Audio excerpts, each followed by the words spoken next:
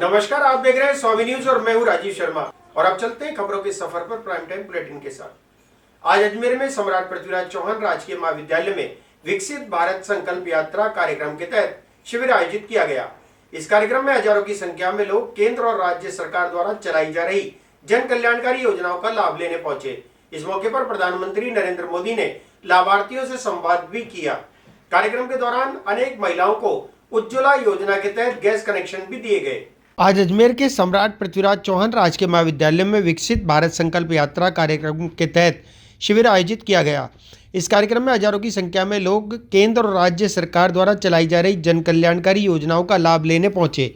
इस मौके पर प्रधानमंत्री नरेंद्र मोदी ने लाभार्थियों से संवाद भी किया। कार्यक्रम के दौरान अनेक महिलाओं को उज्ज्वला योजना के तहत गैस कनेक्शन दिए गए। इसके अलावा रेहड़ी लगाने वालों को 10,000 रुपये का लोन भी उपलब्ध कराया गया। साथ ही आवासीय योजना के लाभार्थियों को मौके पर ही चेक उपलब्ध कराए गए।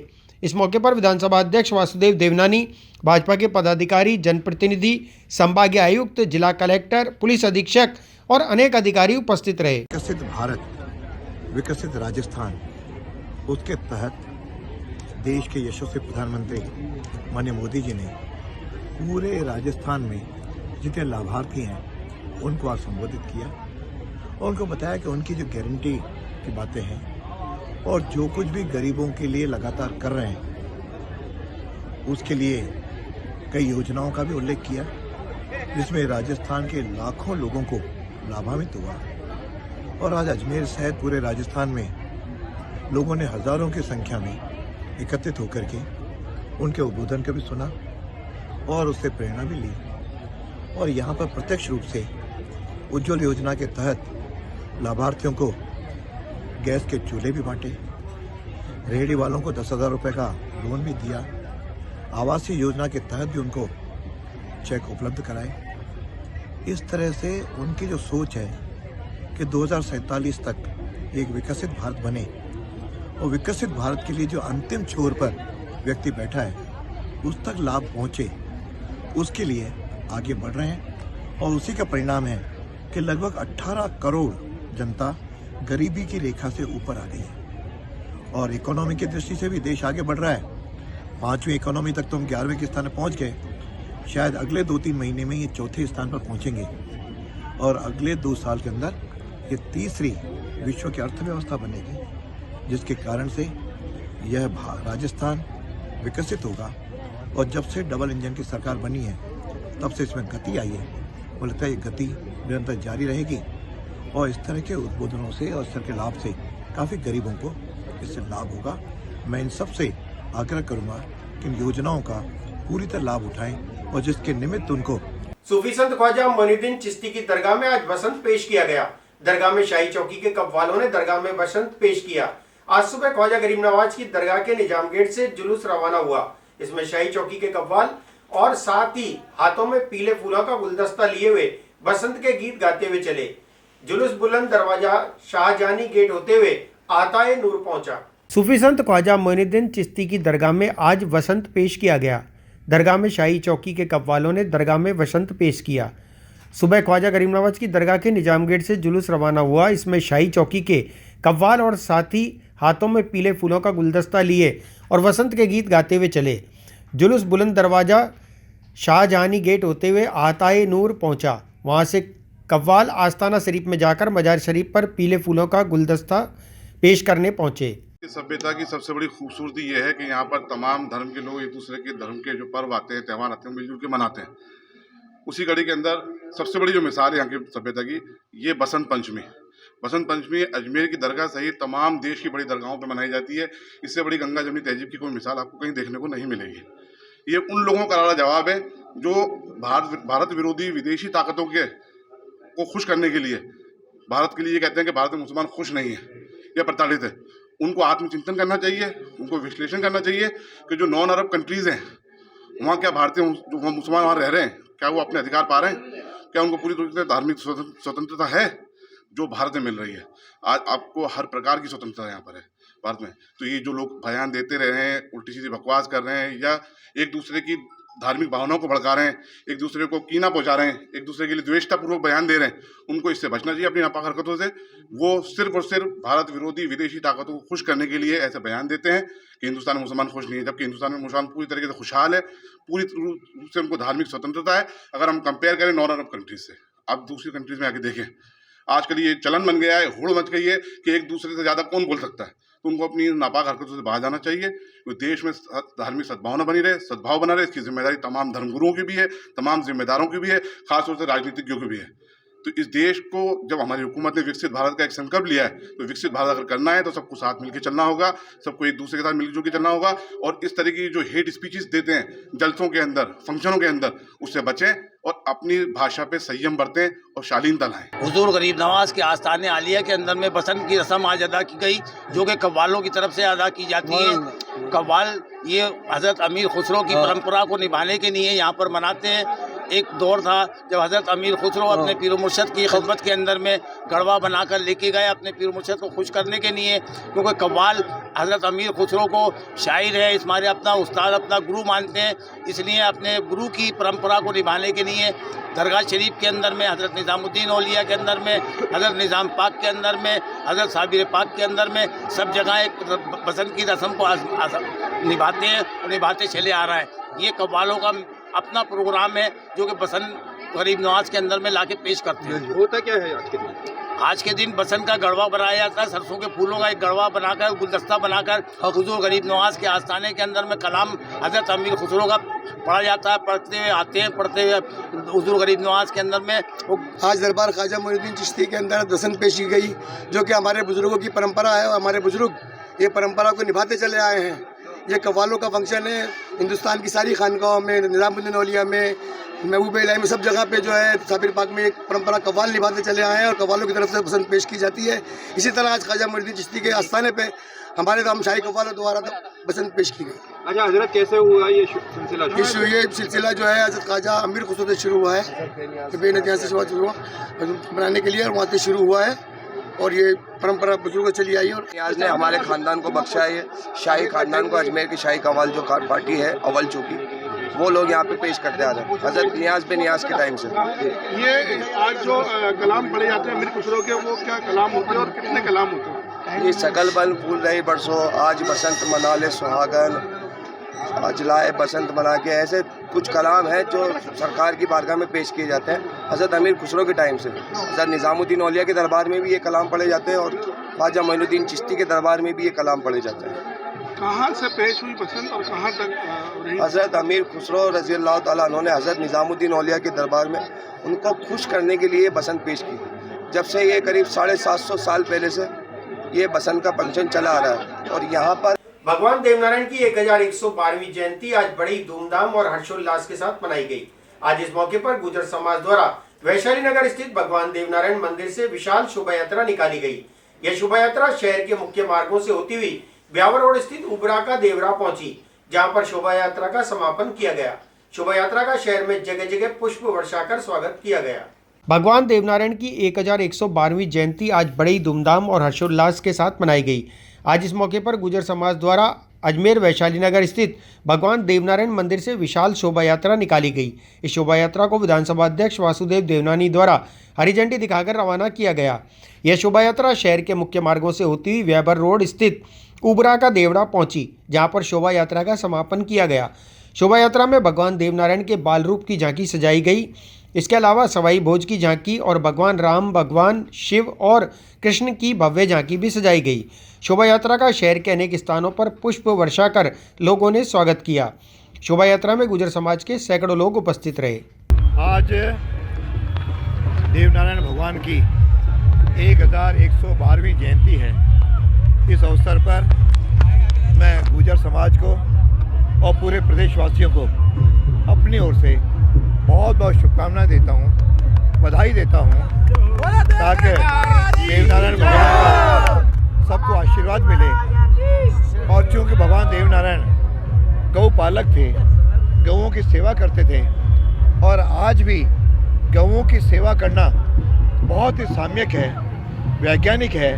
हम प्रेरणा लेकर के गौ को माता के समान, जैसे 33 करोड़ देवी देवता निवास करते हैं, उनकी पूजा करें, अर्चना करें, उनका पालन करें, ताकि इस देश में, प्रदेश में जिस प्रकार की भी आज वातावरण बना है वो शुद्ध बन सके और हम सब लोग कंधे से कंधा मिला करके समाज के साथ अजमेर के और राजस्थान के विकास में हम सब लोग सहभागी बने कि यह समाज बहुत ही परिश्रमी है, बहुत सेवाभावी है और भगवान की प्रेरणा से इसमें इतनी ऊर्जा है। इस ऊर्जा के साथ हम सब लोग भगवान का आशीर्वाद लेकर के आगे बढ़ें। एक बार पुनः मैं सभी को अपनी ओर से बहुत बहुत शुभकामनाएं देता हूं। आज अजमेर में एक विशाल शोभा यात्रा का जो आयोजन हुआ है, यहाँ वैशाली नगर में देवनारायण भगवान के मंदिर से यह शोभा यात्रा प्रारंभ हुई है। शहर के सारे प्रमुख मार्गों से होती हुई ये आगे बढ़ेगी।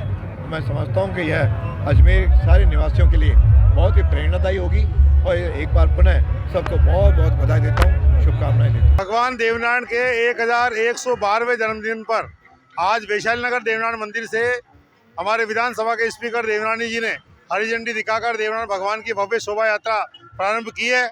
ये शोभा यात्रा शहर के विभिन्न मार्गों से होते हुए ब्यावर रोड स्थित ऊबड़ा का देवरा पहुंचेगी।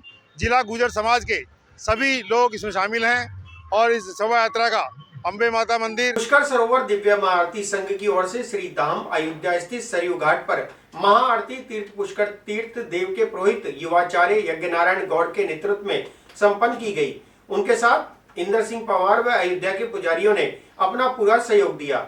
महाआरती 5 मंचों पर की गई। महाआरती में सायंकाल 5 बजे से ही राम भक्त तीर्थयात्री सरयू घाट पर इकट्ठे होने लगे और 6 बजे महाआरती रामलला की प्रारंभ की गई, जिसमें राजस्थान के सैकड़ों लोगों ने भाग लिया। पुष्कर सरोवर दिव्य महाआरती संघ की ओर से श्री धाम अयोध्या स्थित सरयू घाट पर महाआरती तीर्थ पुष्कर तीर्थ देव के पुरोहित युवाचार्य यज्ञ नारायण गौड़ के नेतृत्व में संपन्न की गई। उनके साथ इंदर सिंह पवार व अयोध्या के पुजारियों ने अपना पूरा सहयोग दिया।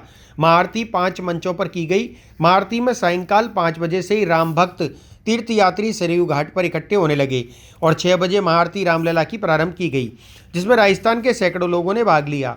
संघ के संरक्षक अजय शर्मा रिटायर्ड जज ने बताया कि रामलला के मंदिर की प्राण प्रतिष्ठा में तीर्थ गुरु पुष्कर की ओर से रामलला अभिषेक के लिए 31 लीटर गुलाब जल महंत सेवानंद गिरी कपालेश्वर महादेव मंदिर पुष्कर के द्वारा भी भेजा गया था।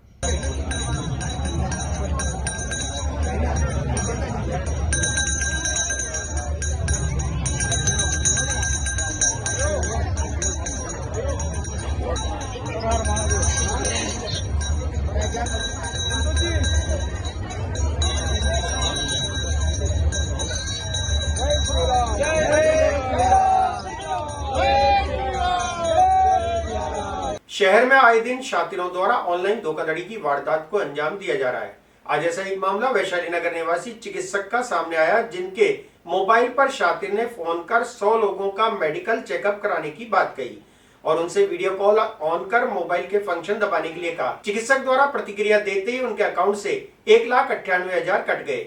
इस मामले में चिकित्सक ने किशनगंज थाने में अज्ञात शातिर के खिलाफ मुकदमा दर्ज कराया। पुलिस ने मामला दर्ज कर जांच शुरू कर दी है। आए दिन ऑनलाइन धोखाधड़ी के मामले सामने आ रहे हैं। इसके लिए आम जनता को इन धोखाधड़ी से बचने के लिए जागरूक रहना भी आवश्यक है। वैशाली नगर निवासी एक चिकित्सक के मोबाइल पर किसी अज्ञात व्यक्ति द्वारा फोन कर 100 लोगों का मेडिकल कराने की बात कही गई और उनसे वीडियो कॉल ऑन करने के लिए कहा गया। चिकित्सक ने वीडियो कॉल ऑन करने के बाद उसके द्वारा बताए गए फंक्शन को प्रेस किया। इसके बाद चिकित्सक के खाते से 2 अलग अलग ट्रांजैक्शन होकर खाते से 1,98,000 रुपए कट गए। इस संदर्भ में चिकित्सक ने किशनगंज थाने में अज्ञात शातिर के खिलाफ मुकदमा दर्ज कराया। पुलिस ने मामला दर्ज कर जांच शुरू कर दी है।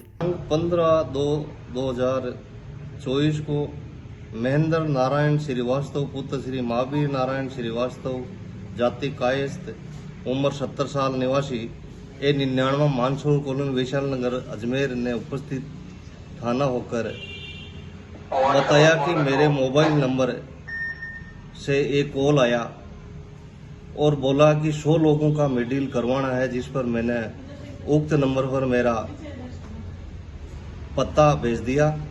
तो मेरे पास दूसरे नंबर से कॉल आया और सतीश कुमार का कॉल आया कि मेरे दूसरे फ़ोन से वीडियो कॉल से बात करो, जिस पर मैंने दूसरे फ़ोन से वीडियो कॉल किया और मेरे स्वयं के फ़ोन पर अलग अलग अलग अलग फंक्शन को ऑपरेट करने के लिए कहा तो मैंने कर दिया। कुछ समय बाद मेरे अकाउंट से 99,000 रुपये ट्रांजैक्शन हो गए। कभी घटना आई? ये 15/2/2024। सर, 2 ट्रांजेक्शन हुए अकाउंटेंट का? अच्छा, कौन सी बैंक में अकाउंट? SBI में। सर, कितना ट्रांजेक्शन हुआ? 99,000। 2 ट्रांजेक्शन हुए। शहर में चोरी की वारदात थमने का नाम ही नहीं ले रही। आए दिन सूने पड़े मकानों को चोरों द्वारा निशाना बनाया जा रहा है। चोरों द्वारा फाइसागर रोड राज कॉलोनी में सूने पड़े मकान से लाखों रुपए के सोने चांदी के जेवर चुरा लिए गए। इस पर पीड़ित मकान मालिक ने गंज थाने में अज्ञात चोरों के खिलाफ मुकदमा दर्ज कराया। पुलिस ने मामला दर्ज कर जांच शुरू कर दी है। शहर में चोर बेखौफ होकर चोरी की वारदात को अंजाम दे रहे हैं। फाइसागर रोड राज कॉलोनी में सूने पड़े मकान को चोरों ने निशाना बनाते हुए मकान का ताला तोड़कर अलमारी से सोने चांदी के जेवर चुरा लिए। मकान मालिक ने बताया कि वह अहमदाबाद किसी रिश्तेदार के यहाँ गए हुए थे। वापस लौटकर आकर देखा तो अलमारी के ताले टूटे हुए मिले। इस संबंध में मकान मालिक ने गंज थाने में अज्ञात चोरों के खिलाफ मुकदमा दर्ज कराया। पुलिस ने मामला दर्ज कर जांच शुरू कर दी है। राज कॉलोनी फाइसागर रोड। क्या हुआ था? बाहर गए हुए थे यूपी, संडे को लौट के आए तो फिर यहाँ कुंडे सब ताले टूटे हुए थे। अंदर आकर देखा तो अलमारी भी टूटी हुई थी, सब ज्वेलरी और पैसे भी नहीं थे। क्या क्या था? ज्वेलरी में एक सोने का हार और एक चांदी का हार सेट, 2 अंगूठी सोने की और एक हाथ चांदी का ब्रेसलेट था और 2 जोड़ी पायल थी चांदी की, वो भी नहीं था। और 2,90,000। विकसित भारत संकल्प यात्रा शिविर का आयोजन आज पुष्कर के मेला स्टेडियम में किया गया। इस कार्यक्रम में मुख्य अतिथि जल संसाधन मंत्री और स्थानीय विधायक सुरेश सिंह रावत रहे। इस मौके पर रावत ने कहा कि ERCP परियोजना से राजस्थान के 13 जिलों को संजीवनी मिलेगी और पुष्कर मेड़ता रेल लाइन से पुष्कर सहित जिले की आर्थिक स्थिति में बड़ा सुधार देखने को भी मिलेगा। ERCP परियोजना से राजस्थान के 13 जिलों को संजीवनी मिलेगी और पुष्कर मेड़ता रेल लाइन से पुष्कर सहित जिले की आर्थिक स्थिति में बड़ा सुधार देखने को मिलेगा। यह बात आज पुष्कर के मेला स्टेडियम में जल संसाधन मंत्री और स्थानीय विधायक सुरेश सिंह रावत ने विकसित भारत संकल्प यात्रा शिविर में मुख्य अतिथि के रूप में शिरकत करते हुए कही। शिविर में केंद्र और राज्य सरकार की ओर से चलाई जा रही विभिन्न जन कल्याणकारी योजनाओं की स्टॉल लगी। इस दौरान प्रधानमंत्री नरेंद्र मोदी और मुख्यमंत्री भजनलाल शर्मा ने प्रदेश के 200 विधानसभा के लाभार्थियों से सीधा संवाद कायम किया। मेला मैदान में जुटे सैकड़ों लाभार्थियों को योजनाओं की जानकारी देकर अधिक से अधिक लाभ लेने की अपील की गई। इस दौरान मौजूद सभी अतिथियों और लाभार्थियों ने स्वच्छता की शपथ भी खाई। जल संसाधन मंत्री सुरेश सिंह रावत ने बताया कि प्रधानमंत्री और मुख्यमंत्री ने जिस तरह लोगों से सीधा संवाद स्थापित किया है, उससे लोगों में जन कल्याणकारी योजनाओं के प्रति जागरूकता आएगी।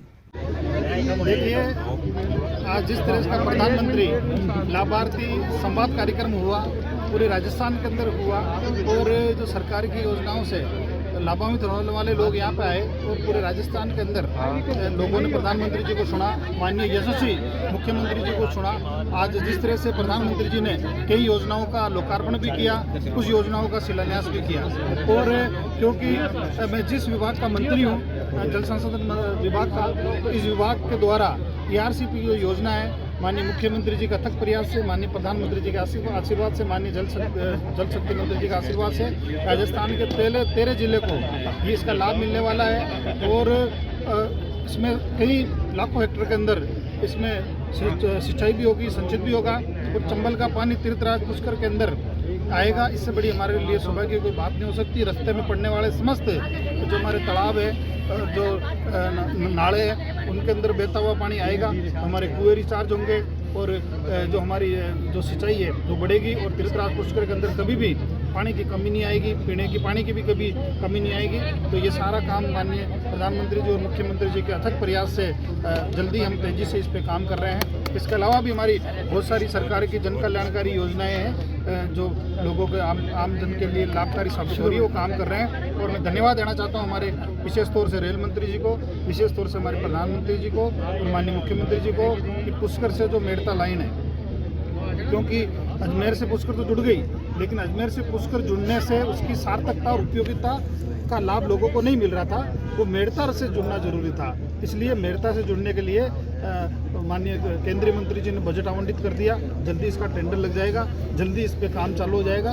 इससे तीर्थराज पुष्कर के विकास को पंग लगेंगे, यहाँ पे श्रद्धालुओं की आवक बढ़ेगी, लोगों को सुविधा विकसित होगी। इसके अलावा भी तीर्थराज जो पुष्कर है वो आदि अनादिकाल का तीर्थ है, ब्रह्मपिता ब्रह्मा जी की निर्माण स्थली है। तो मेरा ये प्रयास है, मेरा संकल्प भी है कि ये साफ सुथरी रहे और इसके अलावा यहाँ पे एक भव्य कॉरिडोर बने। इसके लिए मैं केंद्र सरकार के लगातार संपर्क में हूँ। राज्य सरकार से जो भी योजनाएं लानी है वो मैं लाऊंगा, केंद्र से भी निवेदन करके यहाँ पे एक भव्य रूप जल्दी देखने को मिलेगा। प्रधानमंत्री महोदय द्वारा आज राजस्थान की 200 विधानसभाओं में विकसित भारत संकल्प यात्रा के दौरान जो कैंप लगाए गए थे उनके लाभार्थियों के साथ संवाद कार्यक्रम रखा गया था। आप सभी ने देखा, प्रधानमंत्री महोदय ने स्वयं संबोधित किया और माननीय मुख्यमंत्री जी महोदय के संबोधन सभी लाभार्थियों को मिला। उसी क्रम में पुष्कर विधानसभा क्षेत्र का कार्यक्रम आज महिला मैदान पुष्कर में आयोजित किया गया। इसमें मुख्य अतिथि के रूप में कैबिनेट मंत्री माननीय श्री सिंह रावत जी ने शिरकत की और उन्होंने ERCP योजना जो राजस्थान के लिए एक बहुत बड़ी जीवनदायिनी योजना है उसके बारे में भी लोगों को बताया और अवगत कराया कि कैसे ये योजना जो है वो न सिर्फ पूर्वी जिलों की बल्कि पूर्वी जिलों के बाद में जो इसका एक्सटेंशन होगा पुष्कर के लोगों को भी इसका लाभ मिलेगा उसके बारे में बताया। इसी क्रम में ये कार्यक्रम आज IDSMT कॉलोनी में स्थित सातु बहना बीजासन मां जोगणिया धाम में आज माई सातो उत्सव धूमधाम से मनाया गया। धाम के उपासक भंवरलाल वर्मा ने बताया कि धाम में आयोजित 3 दिवसीय माई सातम उत्सव के तहत गुरुवार को देवी मां के मेहंदी की रस्म के साथ भोग अर्पण किया गया तथा रात्रि में महिलाओं ने रात्रि जगा किया। IDSMT कॉलोनी में स्थित सातु बहना बीजासन मां जोगणिया धाम में आज माई सातम उत्सव धूमधाम से मनाया गया। धाम के उपासक भंवरलाल वर्मा ने बताया कि धाम में आयोजित 3 दिवसीय माई सातम उत्सव के तहत गुरुवार को देवी मां के मेहंदी की रस्म के साथ भोग अर्पण किया गया तथा रात्रि में महिलाओं ने रात्रि जगा किया। एडवोकेट प्रशांत वर्मा ने बताया कि आज माई सप्तमी के मौके पर देवी मां की मेहंदी, मोली और काजल से पूजा उपासना कर चावल लापसी का भोग अर्पण कर परिवार में सुख समृद्धि की कामना की गई। माता रानी की पूजा अर्चना के लिए सुबह से ही महिलाओं की लंबी लंबी कतारें देखी गई। ये माह का महीना, माघ मास का पवित्र महीना, आज इस महीने के अंदर माई सातम का पर्व हम मनाते हैं बसंत पंचमी से लेकर सप्तमी तक। तो आज सातु बहना धिराणियाँ जो है बियासन माता जोगमाया जोगणिया के नाम से जानी जाती है ना, उनकी आज महासप्तमी का प्रकट उत्सव है। पूरे हिंदुस्तान के अंदर मनाया जाता है, विशेषकर राजस्थान के अंदर तो हर गांव ढाणी देवरी के अंदर बाया साहब के मंदिर है, बाया साहब के नाम से ज़्यादा जानते हैं ग्रामीण लोग। और ये सातु बहना जोगणिया है। तो आज बसंत पंचमी को उनका बसंत उत्सव बना गया, उनका फूलों का श्रृंगार फूल मंगला हमने किया और यह उत्सव भजन कीर्तन का है। कल महिला और मेहंदी रस्म थी, रात्रि जागरण था और आज पूरी महिलाएं, श्रद्धालु महिलाएं चावल लाभ से मैंने मोड़ी चढ़ा के माता जी से अपने सुख सौभाग्य की प्रार्थना करती है, पति और बच्चों के लिए लंबे आयु की कामना करती है। आज ही पर्व है तो दिन भर भजन कीर्तन होगा और फिर भोग भंडारा चलता रहेगा, दिन भर भजन कीर्तन होगा। उसके बाद माई सतम का जो 3 दिन का कार्यक्रम है हमारे, तो हमारे वर्षों से चला रहा है। पुष्कर में 16 साल से लगातार जोगणधाम में कर रहे, उसका आज समापन होगा। फिलहाल इस बुलेटिन में इतना ही। मुझे दीजिए इजाजत। देखते रहें स्वामी न्यूज। जय हिंद, जय भारत।